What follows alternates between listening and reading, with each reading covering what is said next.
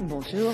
Coup d'envoi donc dans toutes les régions de France des forums Job d'été. En région parisienne, des jeunes n'ont pas hésité à prendre conseil lors d'un forum sur Paris. Je vous propose de regarder le reportage et on en parle juste après. Parfait. La chasse au job d'été commence et la concurrence est rude. Allez-y. Abdelhamid, encore lycéen, veut mettre toutes les chances de son côté pour faire la différence. On essaie de se préparer à l'avance, donc de préparer sa tenue vestimentaire, de préparer une lettre de motivation, un CV. Et voilà, sur la lettre, il faut mettre vraiment nos motivations, il faut essayer de rester le plus vrai possible. L'étudiant mise sur la restauration rapide, c'est l'un des gros pourvoyeurs d'emplois saisonniers. Ce stand propose une centaine de jobs. Ici, pas de sélection draconienne. On accepte tout type de profil, des débutants, des étudiants aujourd'hui qui recherchent une première expérience. Donc on est beaucoup sur de la personnalité. Ce qui peut faire la différence, c'est l'investissement du jeune. On n'a pas de prérequis au niveau des diplômes, on est assez ouvert, puisque ce qui va compter surtout pour nous, ça va être des personnes qui soient motivées et qui soient surtout disponibles pendant 12 semaines. Ce type de forum séduit entreprises et candidats, un rendez-vous gagnant-gagnant. On voit pas mal de gens et voilà. Après, on garde quand même une partie des personnes qu'on recrute sur les forums. Donc c'est plutôt intéressant et on trouve beaucoup plus de personnes en faisant des forums. Comme tous les étudiants, on a besoin d'argent. Puis ça permet d'avoir une petite expérience aussi à ajouter sur le CV, c'est toujours sympa. C'est pour ma rentrée prochaine, c'est pour mon année scolaire, c'est pour mon master. Pour moi, c'est important effectivement de trouver un job l'été. Que ce soit pour financer ses études ou être plus autonome, une stratégie s'impose.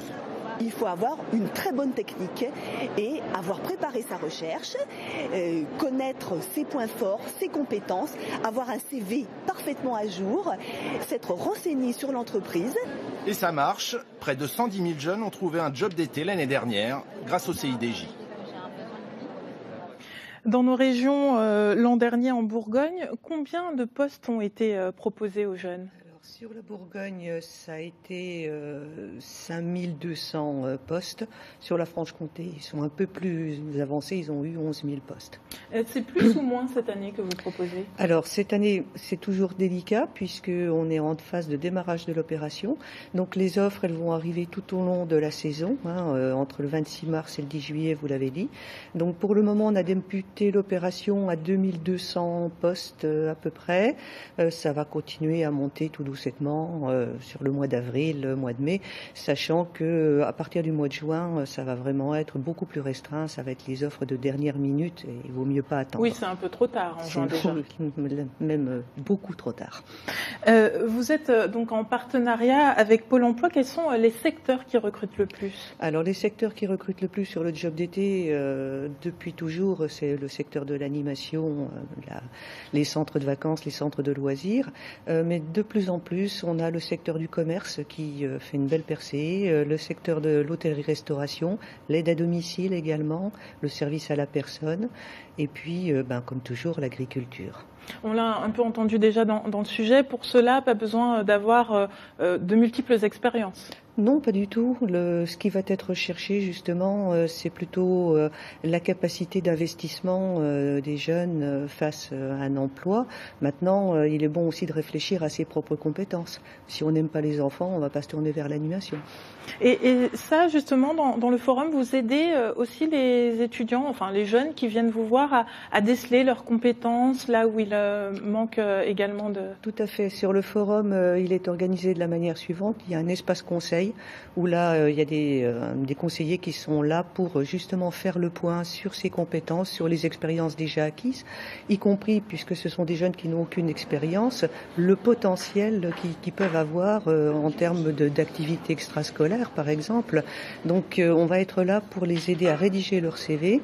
Et à côté, il y a un espace public numérique où ils peuvent taper directement leur CV et partir à la quête de l'employeur qui les intéresse. Cette année, c'est la première fois que le CRIJ Bourgogne et le CRIJ Franche-Comté proposent une seule et même page Internet pour l'opération. Cela veut-il dire qu'il y a plus d'offres ?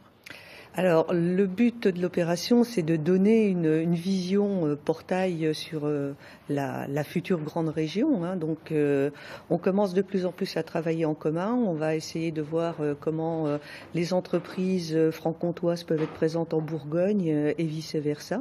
Donc, c'est le démarrage d'une opération qui va se poursuivre beaucoup plus fort en 2016. Oui, finalement, c'est la fusion avant l'heure. Voilà, on s'y prépare. Plusieurs forums ont déjà eu lieu, comme dans le Doubs ou encore dans Lyon. Les jeunes viennent-ils facilement à votre rencontre? Ah oui, très facilement. C'est une de leurs attentes principales. On sent bien qu'il y a un besoin réel à la fois d'expérience professionnelle, également de moyens financiers. Et donc, c'est un outil sur lequel on n'a pas de difficulté. On a fait un événement Facebook. Je crois qu'il y a eu pas loin de 5000 jeunes qui sont inscrits sur cet événement. Ce qui montre bien l'attente très très forte que peuvent avoir les jeunes sur ce sujet. Mais tous les jeunes n'auront pas forcément de poste, d'où l'importance de s'y prendre tôt. On est pratiquement mi-avril, ce n'est pas trop tard? Non, c'est pas encore trop tard. Par contre, dans le secteur privé, c'est pas trop tard. Par contre, tous les jeunes qui veulent postuler dans les collectivités locales, par exemple, ou dans les grandes administrations, c'est plutôt au mois de janvier que ça se fait. Très bien. Merci beaucoup pour toutes ces explications. Et pour en savoir plus, les liens utiles sont à retrouver sur la page internet de la matinale. Le dernier forum aura lieu dans nos régions à Dijon. C'est jeudi 9 mars à la Maison des Associations. Merci à vous.